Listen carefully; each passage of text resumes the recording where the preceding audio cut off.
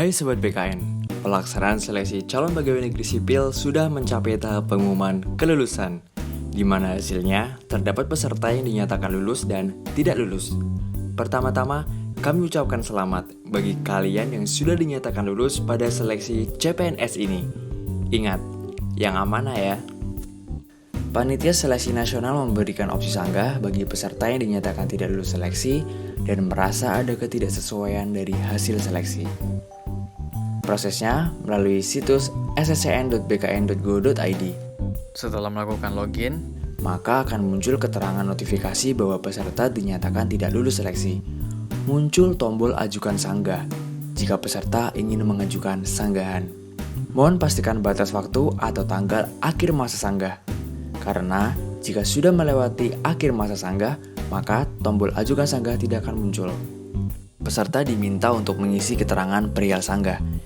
Jika peserta dengan jabatan guru, maka pada perihal sanggah akan muncul pilihan menyanggah nilai cerdik.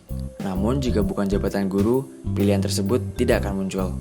Untuk instansi yang memiliki SKB non-CAT, maka muncul pilihan metode SKB yang digunakan. Pilih yang sesuai.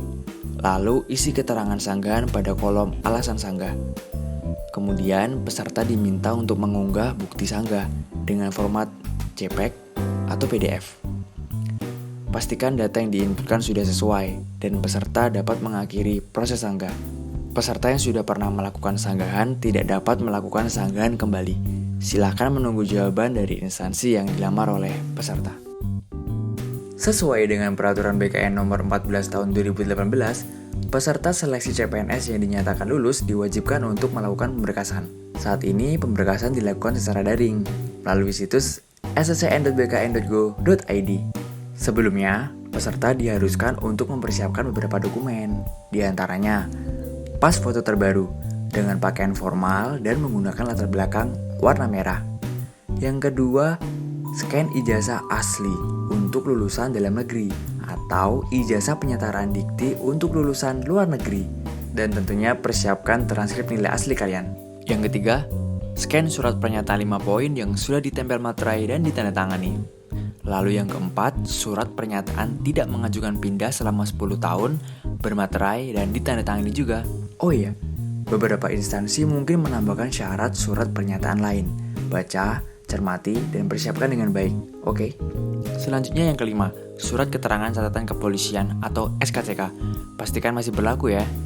Keenam, surat keterangan sehat jasmani dan rohani dari dokter yang berstatus PNS atau dokter yang bekerja pada unit pelayanan kesehatan pemerintah.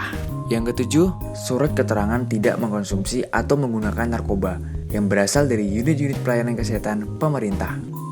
Berikutnya yang kedelapan, bukti pengalaman kerja yang telah dilegalisir oleh pejabat yang berwenang. Ini khusus bagi kalian yang memiliki pengalaman kerja ya. Oke, yang terakhir, daftar riwayat hidup atau DRH yang sudah bermaterai dan ditandatangani. Nah, terus bagaimana membuat DRH-nya? Login melalui situs sccn.bkn.go.id. Setelah login, muncul pilihan apakah peserta ingin melanjutkan mengisi DRH atau mengundurkan diri.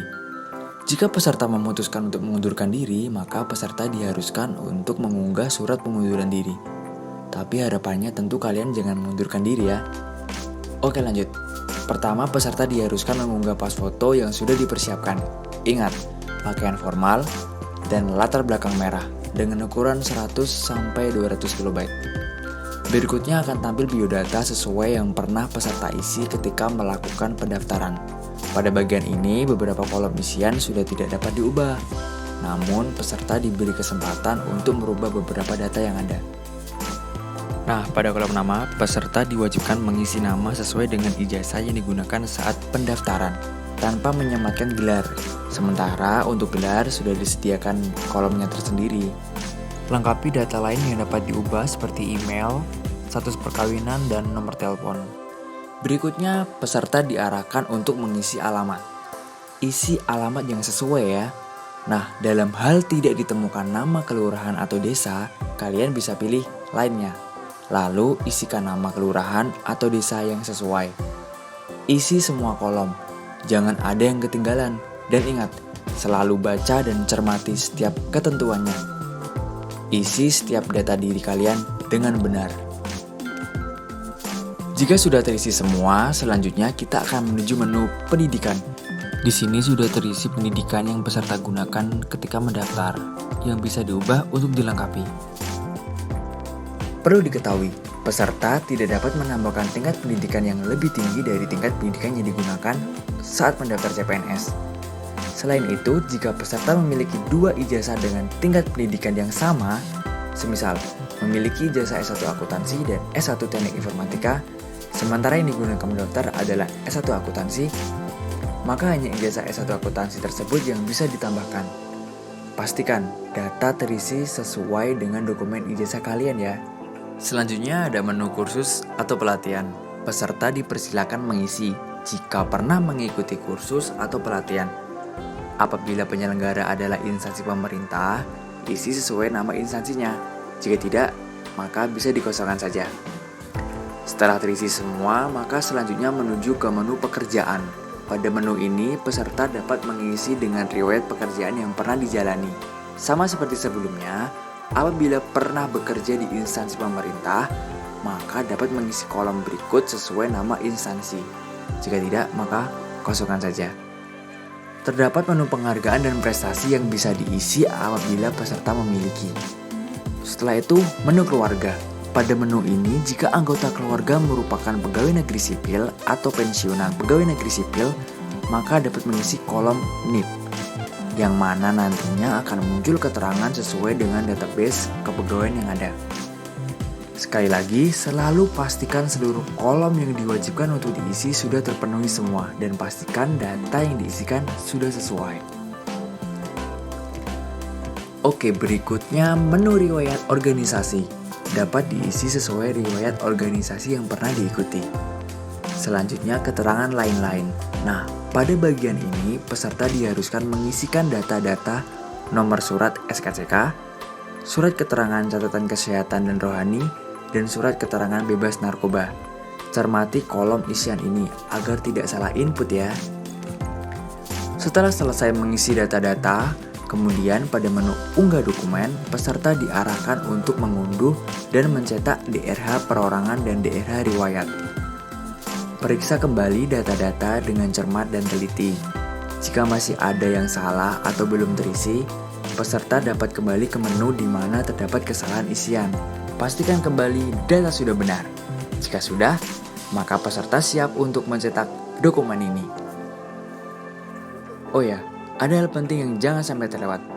Pada dokumen DRH yang sudah dicetak, terdapat kolom isian keterangan perorangan yang wajib ditulis tangan dengan huruf kapital dan menggunakan tinta warna hitam.